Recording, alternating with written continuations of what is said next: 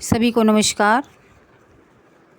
आज हम पाठ 5 पढ़ेंगे जिसका नाम है गलता लोहा।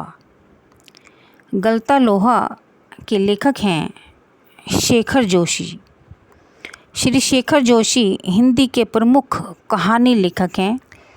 उनका जन्म सन 1932 में उत्तराखंड में हुआ। 20वीं शताब्दी के छठे दशक में हिंदी साहित्य जगत में एक साथ कई युवा कहानीकारों का आगमन हुआ। उन्होंने समाज में हो रहे बदलाव और उससे पड़ने वाले प्रभाव को समेटे हुए तरह तरह की कहानियाँ लिखी। इस प्रकार की कहानियों के लिखे जाने से हिंदी कहानी में एक नया मोड़ आया। आगे चलकर इस मोड़ को नई कहानी आंदोलन का नाम दिया गया। श्री शेखर जोशी की कहानियों भी इस आंदोलन के प्रगतिशील पक्ष का प्रतिनिधित्व करती हैं। उन्होंने अपनी कहानियों में मजदूर वर्ग व साधनहीन लोगों के जीवन को की विभिन्न विषमताओं को बताया है। शेखर जोशी की कहानियों में तत्कालीन सामाजिक जीवन के परिवेश को यथार्थ एवं सजीव रूप में प्रस्तुत किया गया है। स्वतंत्रता के पश्चात भारतीय समाज में जो विकास की प्रक्रिया आरंभ हुई है, उसमें जो कमियां रह गई हैं, उनको उजागर करना श्री जोशी की कहानियों का एक प्रमुख लक्ष्य रहा है। इस प्रकार समाज में बदलते जीवन मूल्यों को भी इन्होंने अपनी कहानियों का विषय बनाया है। गलता लोहा शेखर जोशी की कहानी कला का प्रतिनिधि उदाहरण है। समाज में जातिगत विभाजन पर कई कोणों से टिप्पणी करने वाली यह कहानी इस बात की गवाह है कि शेखर जोशी के लेखन में अर्थ की गहराई का दिखावा और बड़बोलापन जितना कम है, वास्तविक अर्थ गंभीर्य उतना ही अधिक है। कहानी में लेखक ने जातिगत भेदभाव की प्रथा को गलत एवं सारहीन दर्शाया है। वास्तव में झूठे जातिगत भेदभाव को त्याग कर आपसी भाईचारे को बढ़ावा देना ही कहानी का प्रमुख लक्ष्य है।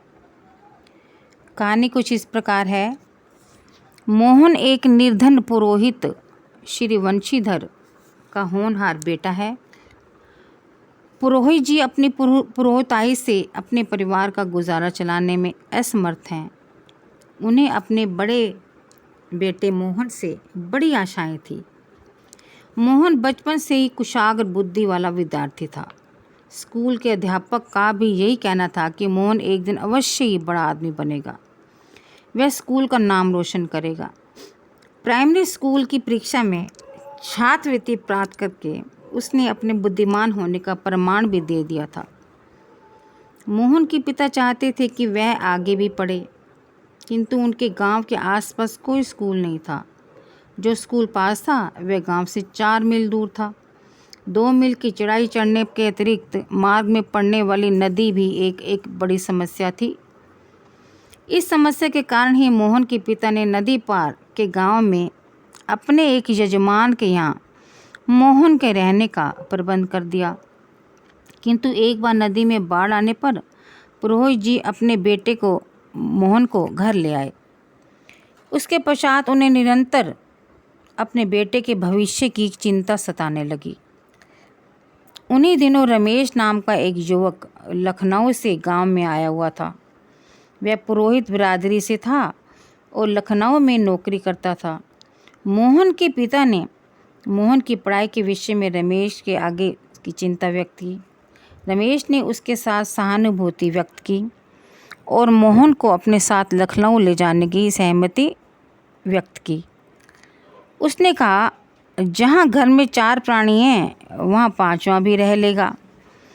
मोहन के पिता वंशीधर को ऐसा प्रतीत हुआ मानो उन्हें भगवान मिल गया हो। उन्होंने मोहन को लखनऊ भेज दिया। मोहन लखनऊ में सहमा सहमा रहा। उससे नौकरों की तरह काम लिया जाता था। बहुत कहने पर भी एक साधारण से स्कूल में उसे दाखिला करवा दिया गया। घर के काम के बोझ के कारण वह जैसे तैसे पास होता रहा। गर्मी की छुट्टियों में भी उसे लखनऊ में ही रखा जाता ताकि रमेश की घर गृहस्थी सुख सुविधा से चल सके। मोहन ने भी जीवन में से समझौता करना सीख लिया था। यह सच्चाई बताकर पिता को दुखी नहीं करना चाहता था।